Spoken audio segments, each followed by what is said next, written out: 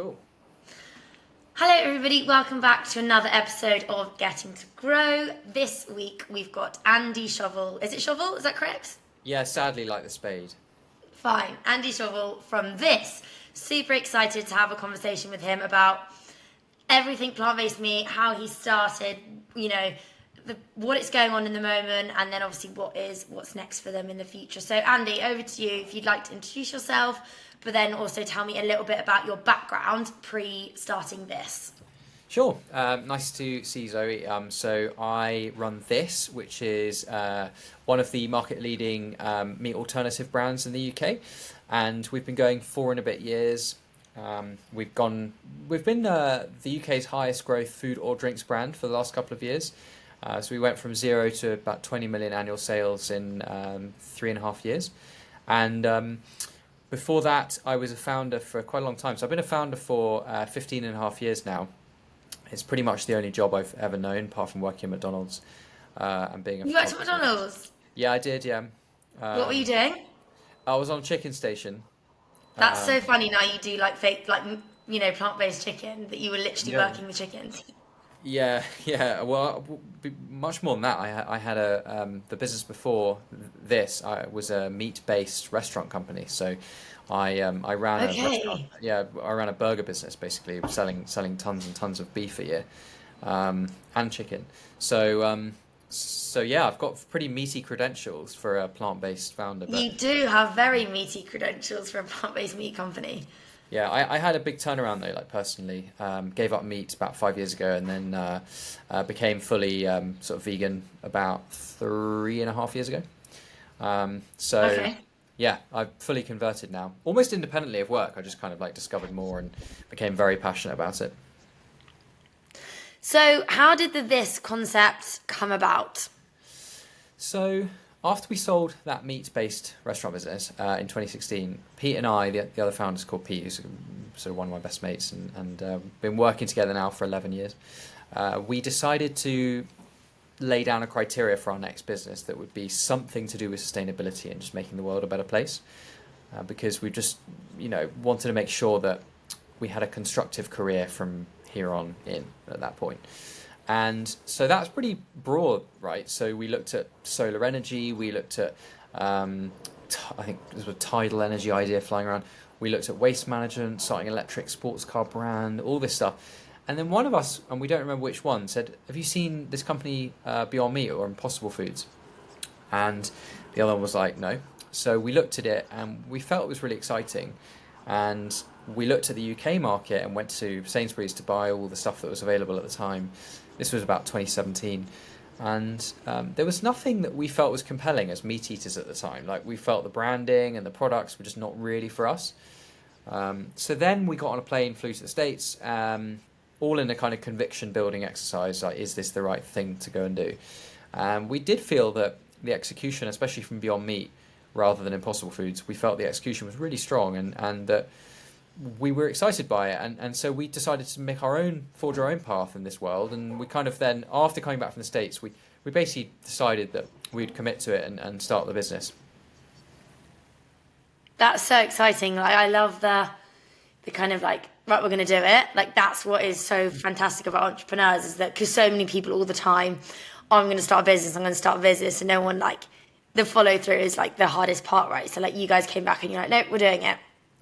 Yeah, I guess so. But remember, by this point, I started like 3 companies already. So yeah, true. I wasn't a first-time founder, so it was a little bit easier to take the plunge, to be fair. And how did like the recipe formulation like begin, and how did you even kind of like come to terms with making a plant-based meat? Because it is, I guess when you guys started, it was super in its infancy at the time, especially in the UK market. And I'm thinking of other brands out there that like, okay, a protein bar. It seems to be, in my head, slightly easier to formulate because you know what consists of protein and how to make it. Whereas, making something like a plant-based meat, I honestly wouldn't know where to start. I'd probably go and get some soy protein from Holland and Barrett and play around with it in terms of like, I don't even actually have a clue. Yeah. So I think as with anything that's a bit more technical, like, you've got to start learning and absorbing from experts. So that's what we did. And one of our first moves always when we're starting a business, or I'm starting a business as well, is to try and onboard an advisor who's been in that world a long time. So we did that, although it was more on the commercial side was this advisor. So really nice guy called John, who used to be an executive at Corn for many years. And so we kind of onboarded him as our advisor for the early months. And we did that. And then on the product development side, which is kind of what you asked about, we realized that we were going to have to lean quite hard into the science and technology to develop something that was more exciting than the current offering on the market. We kind of established between ourselves early on, whether it was right or wrong, we established that people cared a lot about the realism of the product versus the meat equivalent that they're used to. And we also felt there was quite a big delta at the time between the taste and texture and appearance of meat alternatives on the market and meat that people were used to. And we thought if we could narrow that delta and get the products virtually the same in sensation, then people will be excited by that. So that was our like early thesis. So what we did was, well, okay, we need to crack some code here in the science. So we basically went on Google Scholar and looked up texturization in plant-based proteins, looked at who were the people that were writing the most about this and doing the most studies. We phoned them up, emailed them. Some of them were individuals, some of them were institutions like research institutes. And then we just traveled around Europe and met them. There weren't many in the UK really, or any. So we were mainly in Europe. So we went to meet them and basically partnered with a couple of them as they were kind of acting as our like third-party consultants at the time. And we just got to work on building kind of prototypes for, at that point, the purpose was to get prototypes that we could then go to investors with and say, look, what we've developed with, not much resource, give us £1 million and then we'll finish the development and bring them to market. So that was the step one, to partner with scientists and research institutes and upskill ourselves as to what was necessary to produce a like world-leading plant-based alternative. Fun, like, so fascinating. And how did the...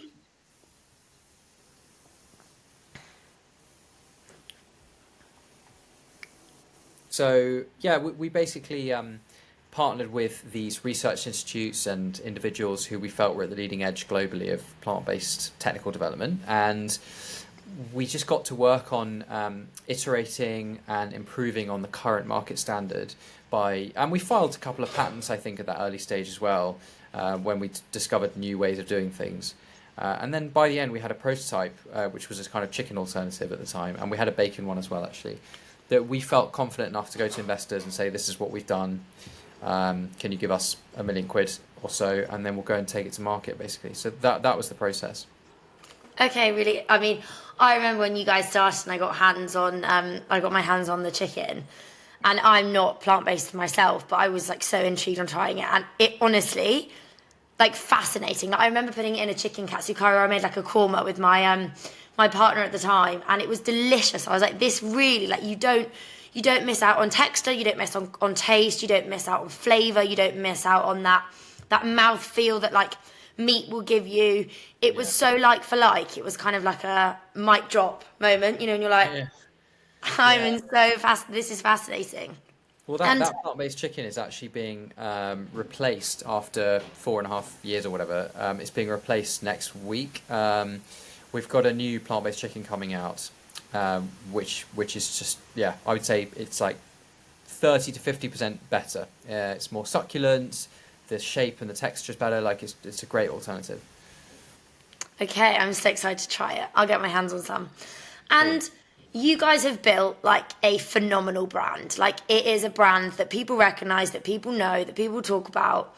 And I remember when I was talking to a couple of my friends about having you on the podcast, they were like, oh my gosh, that's a big brand, Zoe. And I was like, I know, they've made some moves in the space. Like, they're really cool. So how did you, like, talk to me about how you branded yourself? Like, firstly, why this, I guess? And then secondly, how you've managed to create such a love brand that people, like, they go out of their way to get this meat, or like they'll go to Nero because they know it's used in the sandwich. Yeah. Oh, thanks a lot. That's really high praise. So yeah, I guess I'm mostly responsible for the tone of voice, and I'm kind of creative director unofficially, but I am creative director at this, and I lead on the creative efforts.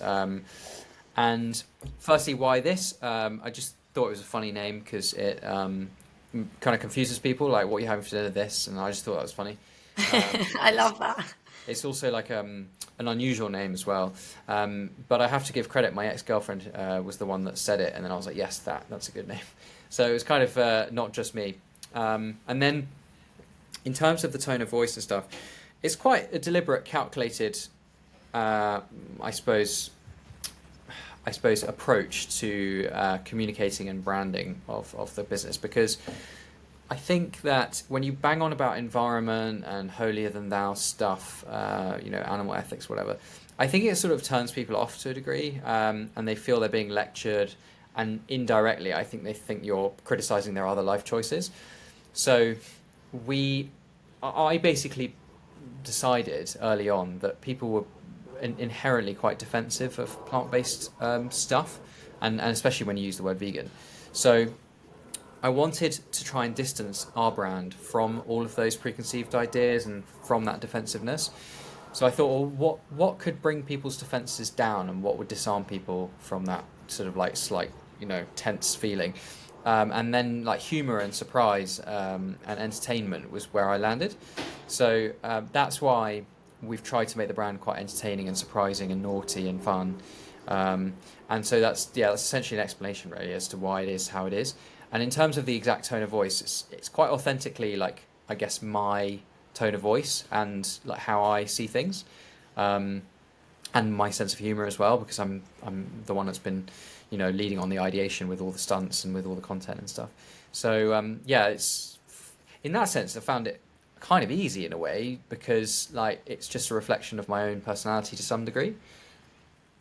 I think that's super lucky though that you have that view on and how you kind of bring that to market, because marketing is so fascinating, because it's so heavily, I guess the word is, you're so reliant on people's perceptions of stuff, because that's how then they perceive it, and therefore like, well, they'll go and buy it, and obviously like everybody's opinions is so different, but you've got to sort of go with like the majority to be like, hey, will this work? But your guerrilla stunts are like, they're always spoken about, right? Like they get a lot of traction in our office, I know, and they get a lot of traction in other people's offices, and be like, did you see what they've done? Like they're really like being a disruptor and a challenger brand in this space, and that's exactly what like we all need to do when we're up against like the likes of Corn, and then obviously where I'm at Coconut, the likes of Alpro. Like it's quite, we're trying to break down some big barriers here. So the marketing is fascinating.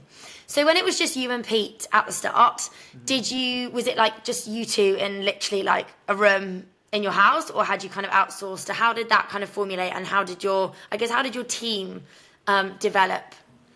Yeah, so obviously at the very start it was just me and Pete in my flat. In fact, Pete was homeless for a bit, so he was living at my... Oh no, that was the previous business actually. Sorry, no, he wasn't homeless this time around. He had some money. It was me and Pete in my flat, and eventually, once we got the funding, we got a small office, like a sort of 5-person office, and we made 2 hires. One was operations exec, and then one was sort of marketing exec. 2 wonderful people called Sophia and Phil, and Phil's actually still in the business. I've just had a meeting with him a few minutes ago, and he's a sort of senior manager now, as you'd expect. And so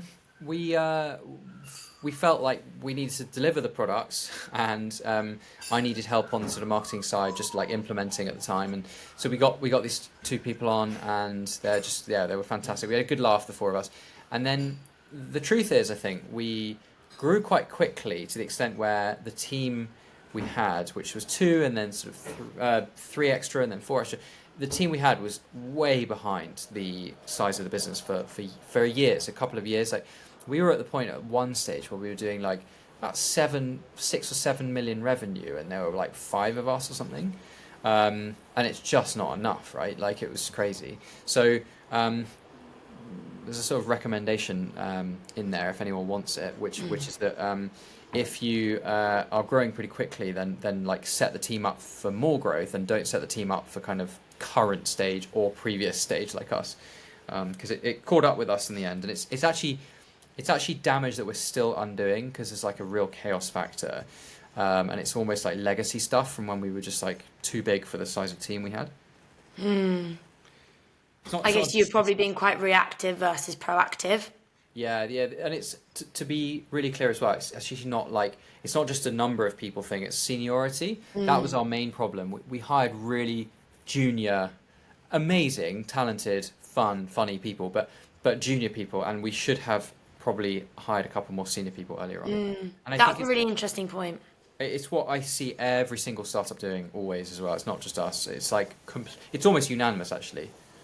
Yeah, that's a really interesting point actually, because I think in the early days you just need you need hands on the ground, you need feet on the street. So you are just hiring lots of people to help out with the sales stuff, like the field sales stuff, the facilitating D2C orders if that was part of your business plan. When actually sometimes you do need to hire someone in that's had a wealth of experience in the industry, but also the market maybe, to kind of be like, right, okay, this is great now, but like let's think about what we're going to be, let's think about the strategy. And that's, I think, probably where people you can get so, I mean, I'm still very, very like conscious of this because I'm so in the day to day, when actually it's like, okay, how are we thinking about the future and how are we going to build and grow this like whole channel as one? So that's a really interesting point. Which I think like lots of probably founders probably need to have a think about when they are starting, because you're just conscious of like fighting fires when you're new and getting everything done right. Yeah, exactly. So you've got your product, your branding's kind of in packaging and sorted, you've got a small team. Who was your first retailer? Where did you first launch? Or was it retail first? So yeah, the first we had kind of simultaneous actually. So the first was Holland and Barrett, but then also very quickly followed by Patty and Bun. Okay. And So you split it into kind of, you started in retail but also food service. Yeah, the ambition was always to grow the business in both channels simultaneously. And COVID obviously like saw to that to some degree, because we had to sort of focus on retail for a couple of years, which is really annoying actually, because it gave us a good head start in retail, but really like suffocated that growth in the restaurant side. We call it food service because it's bigger than just restaurants. So yeah, the first customers were Holland and Barrett and Patty and Bun. So really quite like not small customers, right? Given the microscopic stage that we were at, but that was quite deliberate. Like, we wanted to kind of blitzkrieg the market and like go really really quickly. I don't know if I'm allowed to say blitzkrieg. Is that on the list of cancelled phrases? It might be. No, that's fine. So yeah, we wanted to take the market by storm, and so Holland and Barrett was like I think 800 stores or something. So it was like we were slightly making promises we weren't sure if we could keep in terms of volume and logistics and stuff, but we made it work in the end. And did you have a factory? Obviously, like you had you had your manufacturers producing the product. So when you say like you were making promises you didn't know that you could keep, had you had that conversation with your manufacturing arm to say, look, our volume might change overnight? You can't really solve for that in advance, because you don't expect as a £0 revenue startup to have like £1 million account coming in. So no, it was a surprise to us, to our co-manufacturers at the time, and also logistics. We hadn't really built a supply chain. Like I think it's fair to say that most founders in those first few months are in like saying yes mode. Yeah. And that's always where we are. So you've got to just make it happen. And if you get a break, you've got to make the most of it, right? So it's just a no-brainer that you have to say yes. Yeah, that's so true. You just got to react very quickly. Yeah. So Patty and Bun, that's really exciting. Did you guys work on a co-branded partnership? Was it a Patty and Bun times this burger or this? Yeah, they were really great, Patty and Bun, and Joe, who runs it. Like they believed in our, because we came into the meeting, and I don't think they were minded to like it and like the whole concept, because they actually told us during the meeting like they didn't really. They slightly turned their nose up at the time about meat alternatives and vegan food, and they were really surprised by the prototypes that we showed them, and they were really excited by it. So we felt quite emotional after the meeting, actually. We had like hugs and high fives outside, because Patty and Bun was at the time like a real like church of meat lovers, and we'd gone there and kind of changed their minds about meat alternatives, and it felt really, really good. That almost like a real validation for us. So we did do a co-branded partnership with them, and they got behind it. And we haven't looked back in terms of, almost all of our restaurant and food service partnerships are co-branded. We've now got some data that shows that it does help our partners when they say it's this rather than just a vegan sausage. Yeah. And we've got literally like A/B testing on it, and it performs better when it's our brand. Hopefully, we're a signpost for quality and other good stuff. I was going to say, it's definitely that signpost for quality stuff, because like I think brands can be really powerful, and they can really bring in like the customer versus using any other product. And also when you're paying for food out, you want it to be really decent. Like, pennies are squeezed everywhere, especially when it's like post-COVID lockdown, everything's still kind of, and especially with a recession and whatever, God knows what we're about to enter into anyway. So it's like when you are spending your money, you want to know that you are paying for quality, and everybody, like, we all know that this is really good stuff, and like you wouldn't have been able to get to where you guys are without having quality. And I think that's another really interesting point, actually, which I'm bringing up, is I think we've seen lots of plant-based brands bring out a product because it's plant-based or because it's vegan, but they haven't really done the consumer testing on it, or they haven't done the consumer tasting on it as well, because taste is so king in this space. Like, people will really only buy again if they genuinely like it. In addition, like, plant-based products are usually at a premium, especially things like plant-based meat versus like a tin of chickpeas, right? So if you are going to spend on it, it needs to really taste good. And I think I have tried some very questionable plant-based cheeses that, honestly, they're just the taste. I think plant-based cheese is a really interesting one. It just hasn't been cracked very well yet. Like, it's just one that like nobody's done that well yet. Like, even there are some great brands out there, but they just don't have the same. I just feel like they don't deliver on what you have when you have a slice of cheddar. Yeah, no, it's 100% true. We actually had a little look at plant-based cheese ourselves, and the magic ingredient in cheese is casein, and it's what gives you that stretch on the melt, and that's key functionality for people who eat cheese. So you can't really do it very easily with plant-based ingredients, and actually we decided not to pursue that route in the end. But the same goes for plant-based meat alternatives. There have been some shocking products on the market. There still are a couple, and it's a symptom of like overproliferation in the market when there was a big boom and everyone just dived into it, big companies and small companies, and there was almost an indiscriminate rush without much consideration of quality. And people are asking, why is the plant-based category flat now and not really in growth at the moment?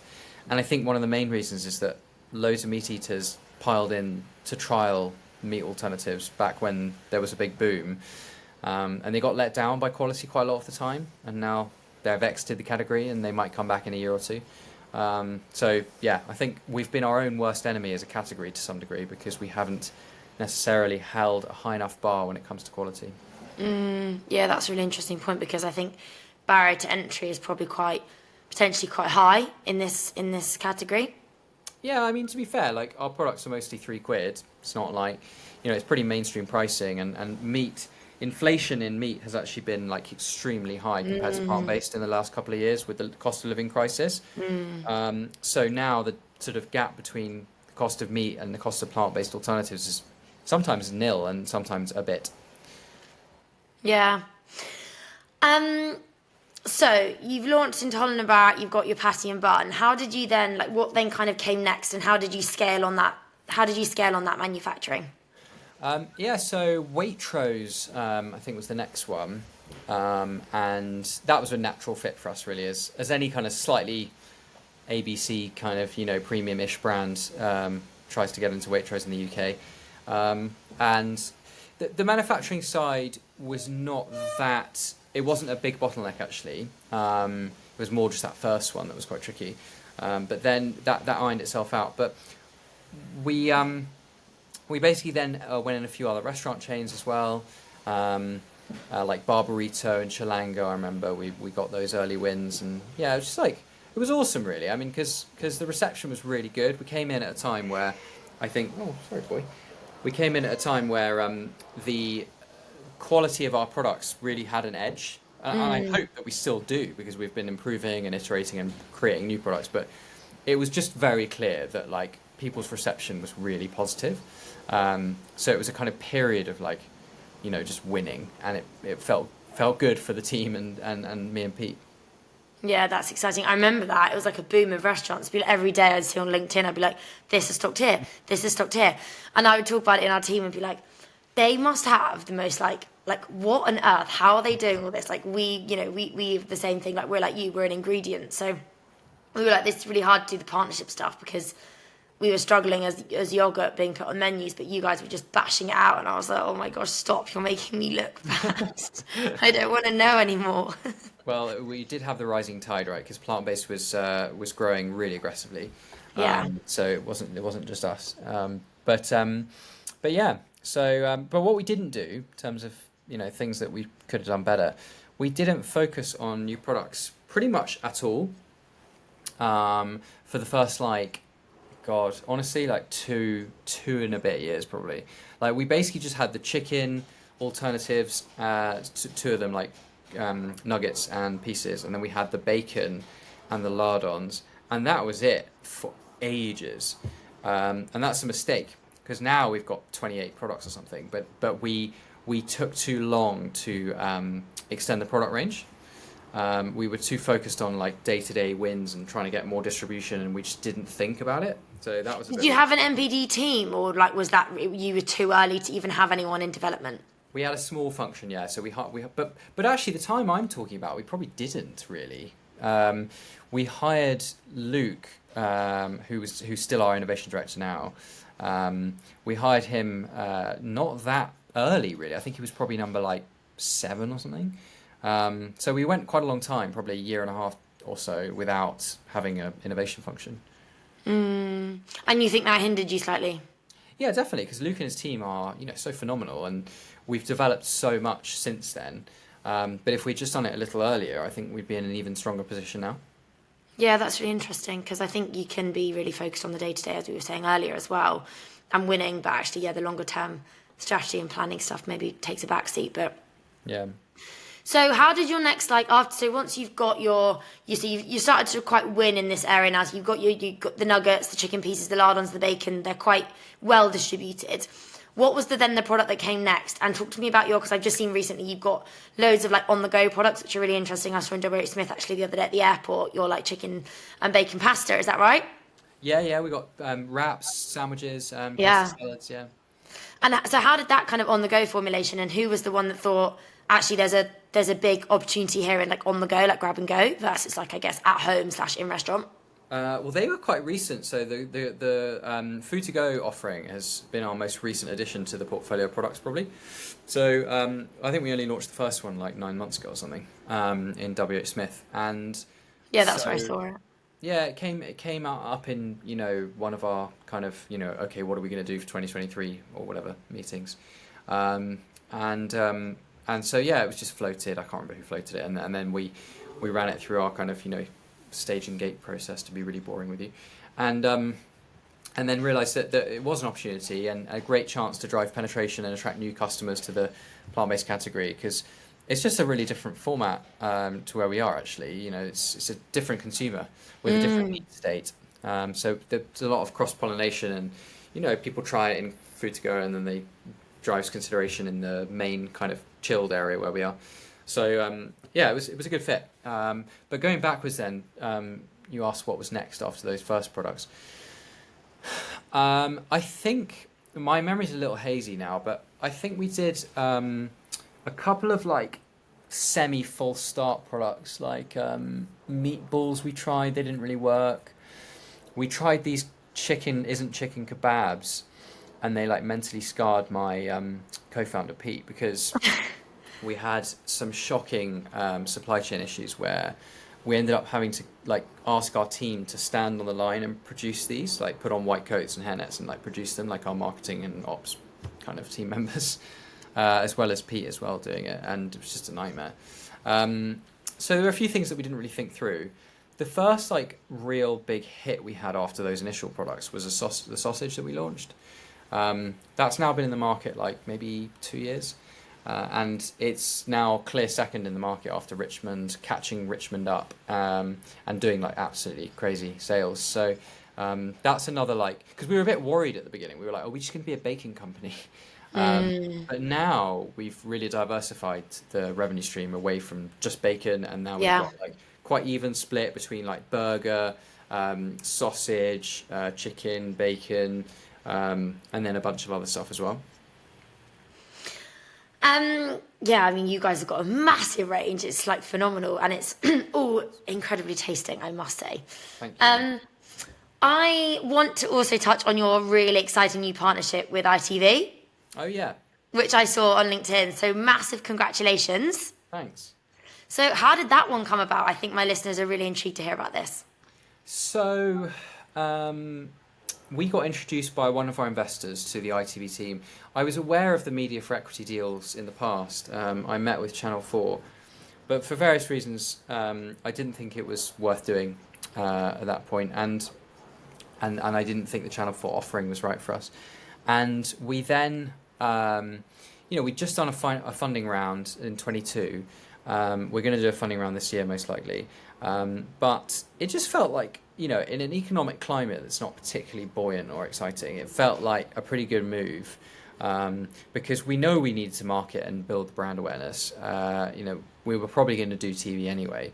So it made sense to us to do that Media for Equity deal, where essentially, for your listeners, if they don't know, like, ITV are an investor in this, but they haven't given us money. They've given us like media space on their channels. So we've got like an option to use a few £1 million basically, and we've sort of guaranteed to use about £1 million or so, which we're churning through now actually. And I don't watch much TV, but I turned it on obviously to see the ads. It was pretty exciting the first time I saw it. I'm actually in the ad. I'm an extra. No way. Oh my God, I'm going to keep an eye out. Yeah, so I'm the sound guy. And I wrote the ad and sort of helped direct it and stuff, and worked with a really small new agency on it. And so That's going to probably like move the dial for you guys in terms of brand awareness, right? I mean, I work in food, right? So like, I think you guys are massive. So I'm like, I live and breathe this industry. So for me, it's like, how do you not know this? But I guess I'm in a small percentage. I'm also capped in London. So again, that bubble, but it'd be really interesting to see where your like brand awareness like goes from this, because ITV are like multinational, obviously national, like ridiculously massive broadcasting agency. So like I think for you guys, it's going to be so fascinating to see like how this does impact your sales, how this does impact your just your whole brand. Yeah, definitely. I mean, so our brand awareness before doing it was 25% nationally. So, a quarter of the country know who we are. And I'm really also, as you can imagine, really interested to know where it gets us. I mean, it will be an eye-wateringly expensive mistake if if it doesn't get us anywhere. Yeah, it will. Manifest. Yeah. So, what is next? We haven't touched the sides, but I know that we don't have hours and hours. I wish we did on the podcast. But what's next for this? What's next for the future of plant-based meats? Where do you see the brand going, and what's like the ultimate goal? So, what's next? I find really exciting. Excuse the cat, by the way. I love the cat. The cat's welcome. His name's Winky. Winky's fab on the podcast. And so, he might take centre stage. Andy, who? Yeah, I agree.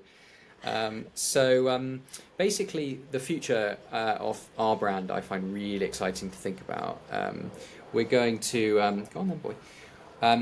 We're going to try and have our sort of like BlackBerry to iPhone moment, basically, next year. So obviously we've got our offering of meat alternatives, and they're realistic meat alternatives. But whilst we're delivering in lots of areas like sustainability versus meat, or taste, and often nutrition as well, there are development areas, right, for these type of products.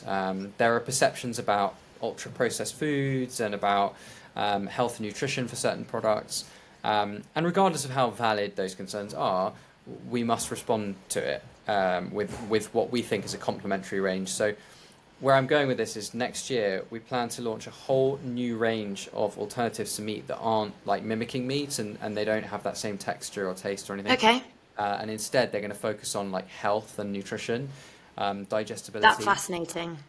So yeah, we're going to try and like invent a whole new protein basically, and a range of it at that. So that's like massively exciting for me. I've been sort of driving it, and everyone's a bit bored of it. There are jokes in the company about how I keep going on about it, but like I'm really excited about that. So I think that's next. We've also just launched into the Netherlands in our first international launch. So we're going to try and maximise that, but also probably expand internationally a little bit further. And we've also got some new meat alternative products coming online as well. We're not just going to forget the meat alternative part of our business, so that's what we do. And there's a massive role for that as well. Like people still want that taste, and they still want that treat night or whatever it is. So there are some new products coming on. We just launched our roast product as well. That's going down like really well. We were terrified because the price point's like nearly £6. If it hadn't have sold well, then the wastage with the supermarkets would have been like terrible, and then we'd have to pay for all this product. So like we were really worried about that product. It's absolutely flying. Like it's like I cannot tell you how well it's selling. It's basically like a roast joint, like kind of 2 chicken breasts almost with stuffing and like vegan butter on top. Oh my gosh, I haven't seen this. I need to get my hands on it. Honestly, like I really recommend it. Even if I didn't work at this, I would be like, yeah, you should try it. It's good. I've had it like every Sunday since it launched. No way. Yeah, my girlfriend's really bored of it, but You got to keep plugging it. yeah. Sorry, that's what you get when you're dating the founder of this. You will be having the roast joint every Sunday. Exactly. So yeah, that's happening. So yeah, we've got a lot on for sure. And then we're doing a funding round as well. So we need to do probably one more funding round before we reach profitability. And that's also a massive thing for us actually, is like turning ourselves from high growth business but a loss making business to becoming profitable. So that's hoping to achieve profitability like late next year at a sort of net business level. So that's a massive milestone that we want to reach basically.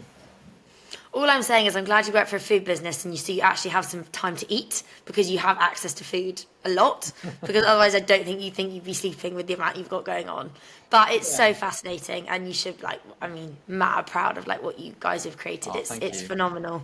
That's really so kind. to wrap up the interview, I've got some quick fire closing round questions. What is your favourite product that you've created?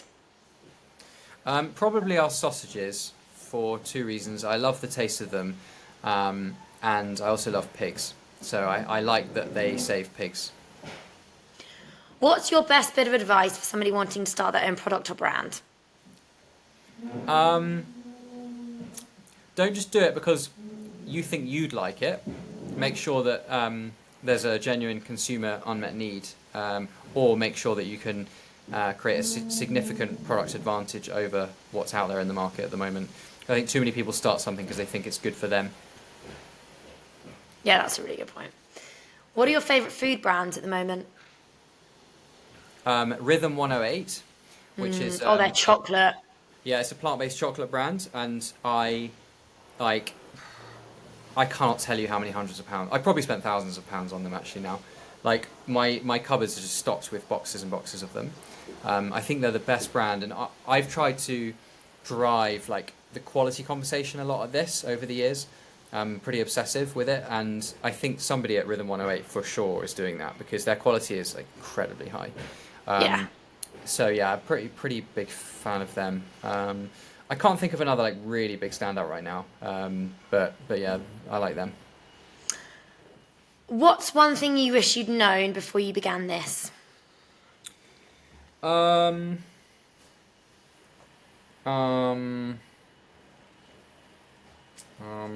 Probably like,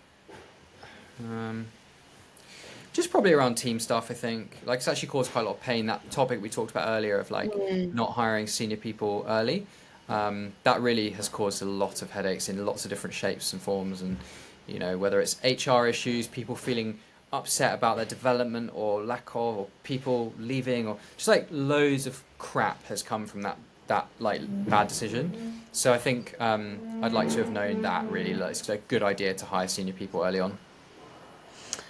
What is your biggest failure, and what did you learn from it? Like in life or just in this thing? I guess up to you.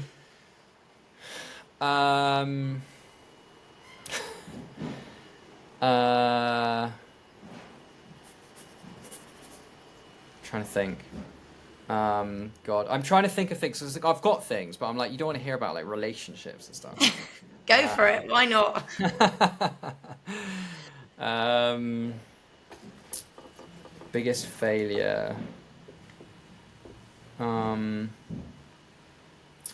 Yeah, I don't know. Well, okay, here's one. Well, we back in 2016, we came across something on Facebook called Trongs, and it was this plastic implement where like it was a red plastic implement, single use thing, and you put it on your fingers, and it was like it would open and close and it had claws, and it was designed to pick up messy foods like ribs and stuff, and you would just use it and you wouldn't get your hands messy, and you put your Okay. Trongs back on your plate. And me and Pete were like, oh my God, that's genius. So we contacted the inventors of Trongs in the States, and we were like, we want to sell it in the UK. And we invested in like tooling and like the license to do it. And we probably spent like 20 grand on it or something. And then like no one wanted to buy them, and no restaurant groups, like no one. So it was a spectacular failure. Luckily it wasn't very high cost, and we didn't take that much, spend that much time on it. But that was a pretty bad failure. I've literally never heard of this in America either. Like, I mean, I get it, but like, just wash your hands. Yeah, no, it was a pointless. You wouldn't have heard of it because I don't think it really took off. I thought it was clever at the time. It's probably a good example, looping back to my earlier point about like, it was good for me because I didn't want messy hands, but most people just didn't care. So like, Yeah. You've got to prove out that kind of consumer need. Yeah, that's so true. Yeah, consumer need is like literally key, right? And cash flow. Yeah. Thank you so much for coming on the podcast. I feel like I have so much more to pick your brain on. So maybe there'll be a This 2.0 episode for the future. But yeah, especially when your new range of products come out and what you're developing for next year. Because I wanted to touch on that fat piece that you guys are sort of doing as well, and we didn't even touch on that. So there's loads more to talk about. So we'll definitely get another one in. But yeah, as I said, Great. Thank you so much, and I hope you have a wonderful rest of your day. You too. Thanks for having me.